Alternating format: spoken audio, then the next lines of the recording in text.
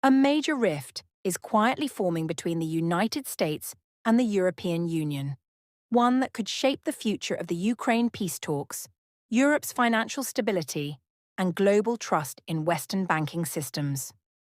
At the center of this growing divide is a massive pool of frozen Russian money and what should be done with it. According to Polish Prime Minister Donald Tusk, Washington has delivered a clear warning to Brussels. Do not touch Russia's frozen sovereign assets. The reason, he says, is simple but serious. Any move by the EU to seize or repurpose those funds could harden Moscow's position and seriously damage ongoing efforts to bring the Ukraine conflict to an end. This warning comes at a time when Europe itself is deeply split on the issue, and when political pressure inside the bloc is rapidly intensifying. After fighting escalated between Russia and Ukraine in early 2022, Western countries froze roughly $300 billion worth of Russian state assets. Out of that total, about $246 billion is currently held within European Union jurisdictions, making the EU the main guardian of these funds. For months, the assets remained untouched. But recently, the debate over their future has reached a boiling point.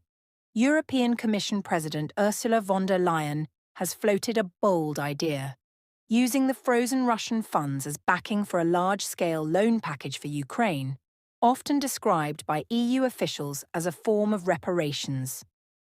That proposal has triggered intense debate across Europe and concern in Washington. Speaking after high-level talks between US and Ukrainian officials in Berlin, Prime Minister Tusk revealed that the divide between the US and EU is now very clear. According to Tusk, American officials have urged European leaders to leave the Russian assets frozen but untouched. The US fears that outright seizure or financial manipulation of the funds would push Russia into a more rigid stance at the negotiating table, making any peace settlement far more difficult to achieve. In short, Washington appears to prioritize diplomatic flexibility, while Brussels is increasingly focused on financial solutions. Despite these warnings, EU leaders have taken decisive action. Last week, member states voted to maintain and tighten control over the frozen Russian assets.